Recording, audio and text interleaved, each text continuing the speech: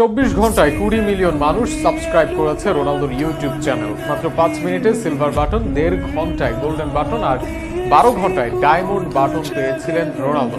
এরপরের 12 ঘন্টায় হয় আরো 12 মিলিয়ন সাবস্ক্রাইবার।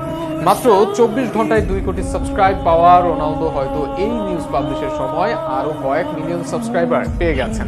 অবশ্য ইতিমধ্যে ইউটিউবের ইতিহাসের অনেকগুলো রেকর্ড নিজের নামে করে নিয়েছেন তিনি। সামাজিক যোগাযোগ মাধ্যমে জনপ্রিয়তার কিং রনর এবার ইউটিউবে বিশ্ব রেকর্ড করা নিয়ে বিস্তারিত থাকছে প্রতিবেদন। ফেসবুকে কোন ব্যক্তির সবচেয়ে বেশি ফলোয়ার? উত্তর ক্রিস্টিয়ানো রোনালদো। ইনস্টাগ্রামের সবচেয়ে বেশি ফলোয়ার কার? সেই উত্তরটাও ক্রিস্টিয়ানো রোনালদো।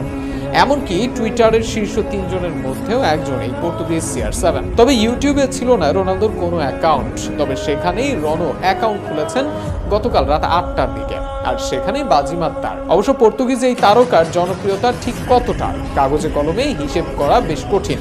মাঠের পাশাপাশি সামাজিক যোগাযোগ মাধ্যমে বেশ জনপ্রিয় এই তারকা ফুটবলার। ইউটিউবে সেই ঝলকই দেখলো ভক্তরা। ভিডিও শেয়ারিং প্ল্যাটফর্ম ইউটিউবে চ্যানেল খোলার মাত্র 1.5 ঘন্টার মাঝে গড়ল বিশ্ব রেকর্ড।